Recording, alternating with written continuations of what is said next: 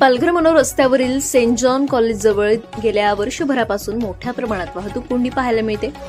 याबाबत आम्ही वाहतूक शाखेचे पोलीस रिक्षा चालक यांच्याशी चर्चा केली असता सेंट जॉन कॉलेजमध्ये जाणाऱ्या विद्यार्थ्यांच्या या मोटरसायकल असतात। या मोटरसायकल सर्व आतमध्ये जर घेतल्या तर रस्त्याच्या कडेला सुरक्षित रिक्षा राहू शकतात। त्यामुळे रस्त्याच्या कडेने रिक्षा लावल्यामुळे या ठिकाणी मोठ्या प्रमाणात वाहतूक कोंडी होत असते। तर पालघरमध्ये अधिकृत असा आरटीओ मान्य प्राप्त रिक्षा स्टँडच नसल्यामुळे रिक्षा चालकांची तारेवरची कसरत पाहाव्यास मिळते। 1 जानेवारीपासून रिक्षा चालकांसाठी विविध नवीन नियमांची अंमलबजावणी होणार आहे। तर प्रत्येक रिक्षामध्ये पाठीमागे 3च प्रवासी प्रवास करू शकतात। रिक्षाच्या मागे मोबाईल नंबरसह परवाना नंबर लिहिणे बंधनकारक केले। तर पालघर बोईसरमध्ये मोठ्या प्रमाणात परमिट बोगस रिक्षांचे प्रमाण वाढले। त्यामुळे परमिटवर चालवणाऱ्या रिक्षा चालकांची मात्र गोची होताना दिसते। पालघरमध्ये प्रवासी कमी आणि रिक्षा जास्त असे प्रमाण सध्या तरी पाहायला मिळते। त्यामुळे या ठिकाणी दिलेले रिक्षा परवाने यापुढे परमिट देऊ नये अशी मागणी इथल्या रिक्षा चालकांनी परिवहन विभागाकडे केली। जाणून घेऊया रिक्षा चालक व वाहतूक शाखेचे पोलीस यांच्याशी संपादक जनतेचा वाली विजय खरत यांनी केलेला। रिक्षाचं मोठ्या प्रमाणात प्रमाण वाढलं आहे, त्याच्यामध्ये अनेक रिक्षा बोगस सुद्धा आहेत। याबाबत तुमचं काय मत आहे? पालघर शहरातील सर्व रिक्षा चालकांना व मालकांना पालघर वाहतूक शाखेतर्फे सूचित करण्यात येत आहे की 31 डिसेंबर पर्यंत आपापल्या रिक्षा पूर्ण करून घ्यावेत। इन्शुरन्स, लायसन्स, पीयूसी जे तुमचे डॉक्युमेंट लागतात ते पूर्ण करायचे। तुम्हाला 31 डिसेंबर पर्यंत वेळ दिलेला आहे। त्याच्यानंतर 1 जानेवारी 2025 पासून पीपीएस नंबर दिला जाईल। ज्या गाडीला पीपीएस नंबर असेल ती गाडी चालली जाईल, अन्यथा त्यांच्यावर कायदेशीर कारवाई केली जाईल। म्हणून प्रत्येकाने जो आपल्या पालघर शहरासाठी ड्रेस कोड दिला आहे तो घालणे अनिवार्य आहे। सर्व रिक्षा चालकांना, मालकांना तसेच सर्वांना सूचित करण्यात येत आहे।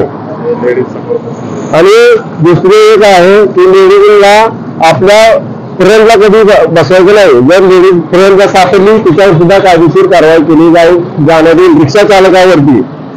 एवढे नियमाचे पालन करायचे। रिक्षामध्ये किती पॅसेंजर असावा सरकारचा नियम आहे? साधारण रिक्षामध्ये 3 पॅसेंजरची तुम्हाला परवानगी आहे, 3च्या वर रिक्षा चालकांना परवानगी नाही। ठीक आहे, ह्या सर्व नियमाचं पालन करूनच आपण रिक्षा चालवायच्या। ठीक आहे, हे तुम्हाला अगोदरच 1 तारखेच्या अगोदर तुम्हाला सर्व रिक्षा चालकांना सूचित करण्यात येत आहे। समजले का? ओके।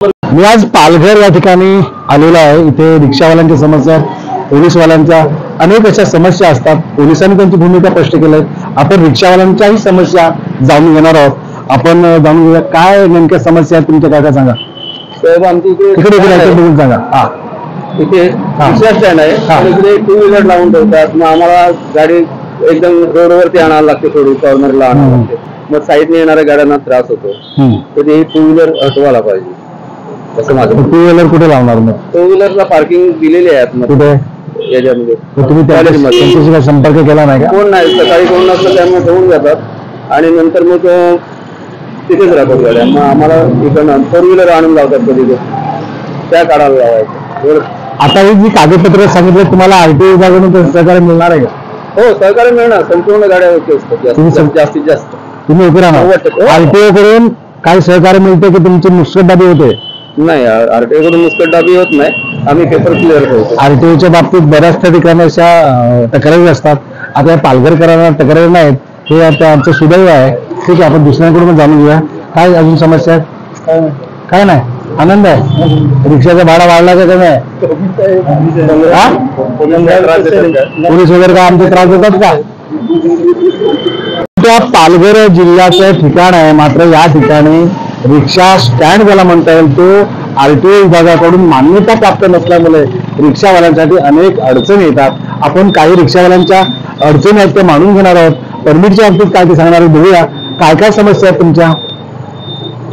सर्वात मेन म्हणजे आता परमिट पालघर जिल्ह्यामध्ये भरपूर रिक्षा झालेल्या आहेत। स्टेशनला वेस्टमध्ये भरपूर गर्दी ट्रॅफिक असते, त्याच्यामुळे रिक्षामुळे आता जे परमिट 5-6 वर्ष झालेले आहेत सोडून, तर आता ते परमिट थोडं बंद केलं पाहिजे, म्हणजे स्टॉप केलं पाहिजे। कसं काय रिक्षाचं प्रमाण कमी होईल. रिक्षा परमिट आता बंद होतील म्हणजे जेवढं आहे तेवढे तरी कमीत कमी रिक्षा राहतील आता प्रमाणाच्या बाहेर झालेलं आहे. त्या सिटीमध्ये जेवढी पाहिजे ना पब्लिक जेवढी आहे ना त्याच्यापेक्षा रिक्षा जास्त झालेली आहे. म्हणजे ज्या पद्धतीने प्रवासी आहेत त्याच्यापेक्षा रिक्षाचं प्रमाण वाढलंय. त्याच्यामुळे तुम्हाला तो दिवसभराचा धंदा ज्याला म्हणता येईल तो होत नसल्यामुळे परमिट ही थांबवली पाहिजे. आहेत तेवढीच थांबवली पाहिजे असं या रिक्षा चालकांचं म्हणणं आहे. आपण पुढे जाऊन जे RTO विभागाचे अधिकारी आहेत त्यांची सुद्धा या बाबतीत प्रतिक्रिया घेणार आहोत. नागरिकांकडून काही आलेले मुद्दे आपण पाहूया. सेंट जॉन कॉलेज येथे नेहमी गर्दी का होते याची कारणे पुढील प्रमाणे पाहूया. कॉलेजमध्ये पालकांच्या किंवा स्कूल बस यांना आतमध्ये प्रवेश देत नाही. पालकांच्या गाड्या बाईक बाहेर थांबतात, त्यामुळे रिक्षा स्टँडवर जागा नसते, त्यामुळे रिक्षा रस्त्याबाहेर थांबतात. पालघर वेस्टला जाणाऱ्या गाड्या ह्या एक रांगेमध्ये राहत नाहीत, त्यांच्यावर कुणाचं नियंत्रण नाहीये. मनसेंनी आंदोलन केले होते की 2 व्हीलर बाईक कॉलेज कॅम्पसमध्ये लावायला जागा हवी आहे, मात्र हेल्मेट लायसन्स कागदपत्राची बाब पुढे करत या गाड्या आतमध्ये घेतल्या जातात. सरतेशेवटी सिक्युरिटी गार्ड प्रशिक्षित असावेत, यांना प्रॉपर ट्रॅफिक मार्शलचे जाणकार ते असावे हीच अपेक्षा, जेणेकरून वाहतूक कोंडी कमी होईल. सेंट जॉनच्या मनमानी कारभाराला चाप लावणार कोण असा प्रश्न निर्माण झाला असून जिल्हा प्रशासनासह पालघर पोलीस अधीक्षक बाळासाहेब पाटील यांनी यामध्ये लक्ष द्यावे हीच पालघरकरांची विनंती.